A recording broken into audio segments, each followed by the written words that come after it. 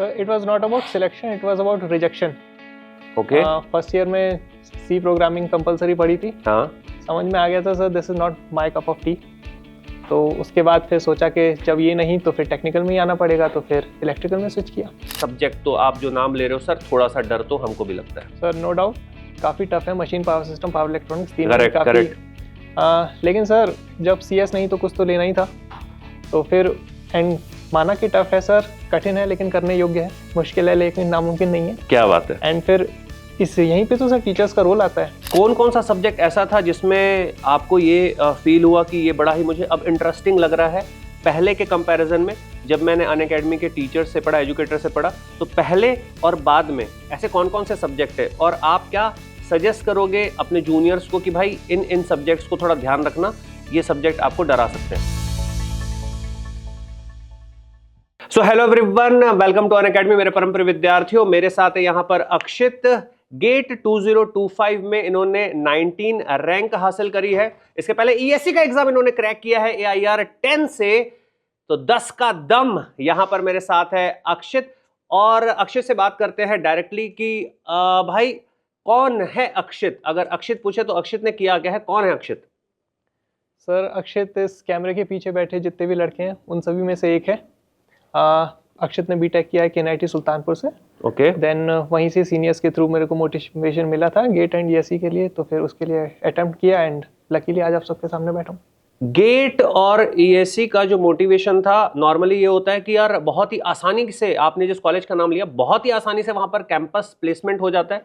तो campus placement में आपने ये नहीं सोचा कि भाई जॉब मिल जाए, बहुत अच्छी सुकून से अपना AC कमरे में बैठ के कंप्यूटर के सामने बेहतरीन नौकरी की जाए, और कहाँ प्रिपरेशन में लगे हो?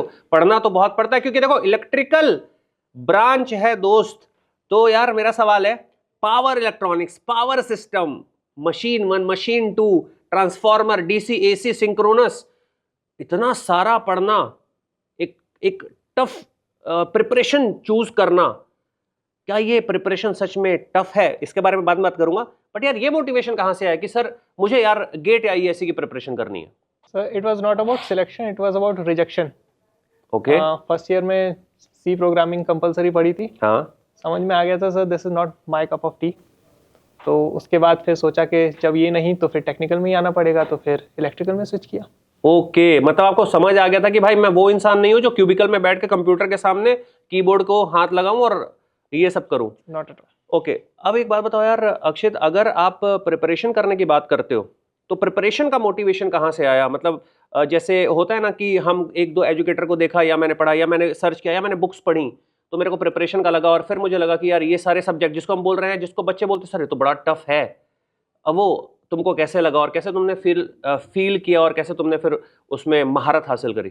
क्योंकि कोर की बात करी जाए तो सारे बच्चों को यार ये कहीं ना कहीं, जो मैंने सब्जेक्ट के नाम लिए हैं, आप लोगों भी एग्री करोगे इलेक्ट्रिकल वालों कि सर सब्जेक्ट तो आप जो नाम ले रहे हो सर, थोड़ा सा डर तो हमको भी लगता है। सर नो डाउट काफ़ी टफ है, machine power system power electronics तीन Correct, काफ़ी। correct. लेकिन सर जब CS नहीं तो कुछ तो लेना ही था, तो फिर एंड माना कि टफ है सर, कठिन है लेकिन करने योग्य है, मुश्किल है लेकिन नामुमकिन नहीं है। क्या बात है। एंड फिर इस यहीं पे तो सर टीचर्स का रोल आता है। जो Right. आपको सब्जेक्ट नहीं समझ में आ रहे हैं वही तो टीचर आपको आसान करके समझाता है। करेक्ट। एंड देन यूट्यूब पे काफ़ी लेक्चर्स मुझे मिल गए थे फैकल्टीज के अनअकैडमी के, वहाँ से मैंने देखा तो मेरी फ्रीक्वेंसी मैच की। Then I switched into the paid subscription, तो वहाँ से मुझे काफ़ी। तो फिर आपने अनअकैडमी प्लस कोर्स लेकर के पूरी प्रिपरेशन करी है? यस। तो पूरा आपने 1 साल की प्रिपरेशन जर्नी तय करी? Yes sir. Very nice. कौन कौन सा सब्जेक्ट ऐसा था जिसमें आपको ये फील हुआ कि ये बड़ा ही मुझे अब इंटरेस्टिंग लग रहा है पहले के कंपैरिजन में? जब मैंने अनअकैडमी के टीचर से पढ़ा, एजुकेटर से पढ़ा, तो पहले और बाद में ऐसे कौन कौन से सब्जेक्ट है, और आप क्या सजेस्ट करोगे अपने जूनियर्स को कि भाई इन सब्जेक्ट्स को थोड़ा ध्यान रखना, ये सब्जेक्ट आपको डरा सकते हैं? सर सबसे पहले जो सबको ही काफ़ी इंटरेस्टिंग सब्जेक्ट लगते हैं that are network, signal and control. मेरा भी फेवरेट था नेटवर्क, मेरा भी फेवरेट था नेटवर्क, क्योंकि आसान है जी। बट जहाँ पे असली इलेक्ट्रिकल की कहानी स्टार्ट होती है, machine power system and power electronics, so वो अपने आप में काफ़ी बड़े बल्कि सब्जेक्ट भी हैं, एट द सेम टाइम बहुत एग्जॉस्टिव भी हैं, समझ में आना थोड़ा सा उतना आसान होता नहीं है। तो वहाँ पे जब मैं एज आई सेड यूट्यूब पे जब मैंने फ्री लेक्चर्स को अवेल किया था, तो मशीन मुझे सबसे पावरफुल लगा था अनअकैडमी के प्लेटफॉर्म पे। तो वहाँ से मेरा एक कॉन्सेप्ट बन गया था, मतलब समझ में आना स्टार्ट हो गया था, स्टार्ट हो गया था, या वो मतलब DC मशीन घूमती हुई दिखने लग गई थी। राइट। बहुत बढ़िया। मैथ्स और एप्टी को इग्नोर नहीं कर सकते। नहीं मैथ्स और एप्टी की प्रिपरेशन आपने किस तरीके से करी और कैसा? Sir, maths and apti I think इन दोनों को अगर क्लब कर दिया जाए 28 मार्क का वेटेज 100, है जो yes. आपको किसी भी और कोर के सब्जेक्ट में नहीं मिल रहा है। At the same time low hanging fruit है, आप इजीली उसको क्रैक कर सकते हैं अगर Correct. थोड़ा सा भी प्रिपरेशन कर लिया जाए तो। सो उसको छोड़ना तो मतलब कोई समझदारी वाला ऑप्शन तो है भी नहीं। तो उसके लिए सर एज आई सेड, जब अनअकैडमी पे आई गए तो फिर चिंता किस बात की है। क्या बात है। एक चीज़ अक्षित, बहुत ही ज़्यादा मुझे ऐसा लगता है कि आज की डेट में स्टूडेंट जो कॉलेज गोइंग भी हैं, काफ़ी सारा उनके पास ऑप्शन हो जाता है आजकल। ये सब एआई और बहुत सारी चीज़ें हो रही हैं। डिस्ट्रैक्शन को लेकर के थोड़ी सी बात करते हैं, फिर अपन और भी बात करेंगे। तो तुम्हारी लाइफ में भी ऐसा रहा होगा कि सर मुझे डिस्ट्रैक्शन का फेस करना पड़ा, और लाइफ में कभी कभी ऐसा होता है कि सोशल मीडिया आपके ऊपर हावी हो जाता है। कभी कभी ऐसा लगता है कि आप फोमो फील करने लग जाते हो, यार ये मैं नहीं करूँगा तो क्या होगा। तो वैसा कभी आपको फील हुआ? एक और सवाल है मेरा, कनेक्टिंग है, आपको कभी ऐसा लगा कि, या अगर नहीं लगा हो तो कैसे आपने उसको ओवरकम किया कि मोबाइल को आप यूज़ कर रहे हैं या फिर आपका मोबाइल आपको यूज़ कर रहा है? सर, दोनों ही चीज़ों का सेम ही आंसर है। अगर कैमरा इस तरफ है तो मैं ज़रा दिखाना चाहूँगा। I am offline. As simple as that sir. क्या बात है, स्वैगर है भाई, लड़का हमारा स्वैगर है। सीधा टी शर्ट दिखा दे भाई, आई एम ऑफलाइन, बात खत्म है सर, सीधी बात, नो बकवास, कोई डिस्ट्रैक्शन वाली बात ही नहीं है। तो मतलब नो डिस्ट्रैक्शन। सर, ये तो हो गई मेरी बात, आप अपना बताइए सर। आप अच्छा, कैसे मैं क्या बताऊं अपना? आप कैसे सर डिस्ट्रैक्शन को अवॉइड करने का कोशिश करते हैं? हमारी लाइफ में यार, जब प्रिपरेशन कर रहे होते थे उस टाइम तो मोबाइल वाला उतना पार्ट था नहीं। अभी के टाइम का अगर डिस्ट्रैक्शन की बात करें तो डेफिनेटली अभी हमको ये भी देखना पड़ता है कि जो कंटेंट है, क्योंकि कंटेंट अब फ्लो हो रहा है, कंटेंट अब एयर में है, तो हमको ये देखना पड़ता है कि हमारा कंटेंट अपडेटेड रहे। हमको ये देखना पड़ता है कि क्वेश्चन है, मैं ये क्लेम कर सकूं, देख भाई ये मेरे कॉपी से ही आया हुआ क्वेश्चन है, तो उसको मैं डिस्ट्रैक्शन नहीं मानता। मैं बिल्कुल सोशल मीडिया यूज़ करता हूँ, बट मैं ये बोलूँगा कि हाँ, मैं मोबाइल यूज़ करता हूँ, मोबाइल मुझे यूज़ नहीं करता, पहला। और चूंकि एज अ पेरेंट, क्योंकि मैं एक 9 साल के बेटे का बाप भी हूँ, तो एज अ पेरेंट मुझे एक उसको एग्जाम्पल देना होता है अपने बेटे को कि देख भाई, क्योंकि बच्चे आजकल के होते हैं जो मोबाइल प्रेमी हो जाते हैं, तो मुझे खुद भी एक एग्जाम्पल सेट करना पड़ता है। तो मैं घर पे तो बिल्कुल भी, चूंकि हम लोग ऑनलाइन वाले पार्ट में रहते हैं, तो मैं बिल्कुल ट्राई करता हूँ कि अपना आराम से जो जो चीज़ें हैं, जैसे पढ़ाने के टाइम पे हो गया, रील स्क्रॉल करता हूँ, खुद भी वीडियोस बनाना रहता है, हम वीडियोस डालते हैं तो हम अपना ही वीडियो देख लेते हैं। तो यही सब है डिस्ट्रैक्शन। पहले अगर हम बात करें तो पहले के टाइम पे डिस्ट्रैक्शन ऐसा हो जाता था कि कोई दोस्त ही आके बोल दिया यार चल ना मूवी चलते हैं, क्या मतलब कितना पड़ेगा भाई, तो वो थोड़ा बहुत हो जाता था। कई बार ऐसा होता था, मैं बहुत ही ज़्यादा क्रिकेट लवर हूँ, अभी आईपीएल भी यार स्टार्ट हो चुका है तो उसके भी बारे में बात कर लेते हैं। तो क्या अभी इंजीनियर्स, अभी तो उस टाइम पे हम लोग वर्ल्ड कप भी देखा करते थे, बट अब तो आईपीएल भी आ गए, तो इंजीनियर्स के पॉइंट ऑफ व्यू से बात करते हैं। मैंने काफ़ी सारा टाइम अपने आईपीएल में दिया था जब मैं प्रिपरेशन और कर रहा था।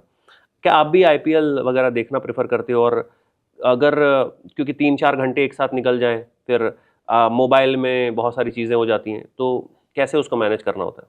सर, अगर सीएसके का मैच है तो बिल्कुल देखना बनता है। अच्छा, but not in complete session of मतलब ब्लीड येलो वाला पार्ट है? या ब्लीड येलो, बट अपने कैरियर के साथ कॉम्प्रोमाइज करके नहीं। कैरियर के साथ कॉम्प्रोमाइज करके नहीं, मतलब आप एकदम ही विवेकपूर्ण तरीके से आप अपना स्केड्यूल। आई मीन, आपके मैच देखने के बाद आपको गिल्ट नहीं होना चाहिए, तो पहले पढ़ लो, रात में देख लो। करेक्ट, मतलब आप बैलेंस करके चलो। अगर आपको लग रहा है कि आज मुझे मैच देखना है, और स्पेशली हर एक टीम तो हर एक की फेवरेट नहीं हो सकती, भाई मेरे ये भी फेवरेट वो भी फेवरेट, तो हाँ ठीक है, मैनेज करके आप बहुत आसान चल सकते हो। अक्षित के साथ लास्ट हमारे पास आ जाते हैं कुछ सेकंड्स, रेडी? बात करेंगे रैपिड फायर की। मेरे पास कुछ सवाल हैं अक्षित के लिए, फटाफट से सवाल करेंगे और आपको 1 सेकंड में आंसर देना है, और जैसे ही आपका आंसर कंप्लीट, 5th क्वेश्चन का आंसर कंप्लीट होगा, और फिर ये सेशन दोस्तों हम लोग एंड कर देंगे, आई होप। बट एक चीज अक्षित, रैपिड फायर के जस्ट पहले एक इंपॉर्टेंट चीज, क्या आप अपने जूनियर्स को गाइड करना चाहोगे जो मीडियोकर है, कि सर हम प्रिपरेशन जो है वो बहुत ही आसानी के साथ कर सकते हैं, अगर कोई भी बच्चा चाहे तो वो अभी, जैसे कि आपने 2025 में इन्होंने रैंक 19 लाया है, 2026 में दोस्तों आपकी बारी है, तो थोड़ा सा प्रिपरेशन के पॉइंट ऑफ व्यू से कि क्या फ्लो होना चाहिए वो आप थोड़ा सा बता दो 1 मिनट में। सर, अभी तो ऑलमोस्ट 1 साल बाकी है, तो Yes. सबसे पहले जो सब्जेक्ट आपको करने हैं, बेसिक मैथ्स एंड एप्टीट्यूड, जो आपको 28 मार्क्स का मैथ्स जो बोले है, तो मैथ्स पॉली 2 आप प्रमोशन करा लिया थोड़ा सा।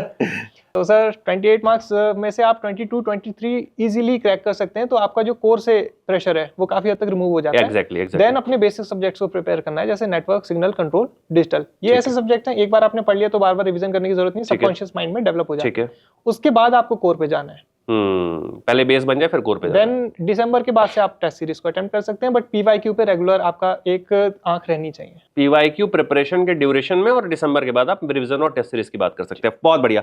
5 रैपिड फायर सवाल। पहला सवाल, फेवरेट मूवी? The Martian. मैंने नहीं सुना नाम ये। सर देखिएगा सर, काफी मोटिवेटिंग है। मैं तो परस्यूट ऑफ हैप्पीनेस में खुश हूं। ठीक है। दूसरा सवाल, if not get then what? Probably the civil services. Civil services, लाल बत्ती। बहुत बढ़िया। अब तो सर सरकार ने हटा दी। हाँ। What gives you daily life motivation? My father. Your father. Nice. आपके शब्दों में सफलता क्या? What is success? रात को आप अगर चैन की नींद सो पा रहे हैं, that is the biggest and ultimate success. बाप रे, डीप है ये तो।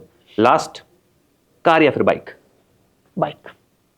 क्या बात है, आज लड़का बाइक बोल रहा है, शादी के बाद कार बोलेगा। चलिए दोस्तों, thank you so much, thank you so much अक्षित। बहुत ही अच्छा सेशन था आपके साथ, बहुत मजा आया। God bless you for your future and जो सोचो हो वो पाओ दोस्त, ये मेरी शुभकामनाएं। Thank you so much, God bless you. Thank you. Thank you, thank you everyone, thank you.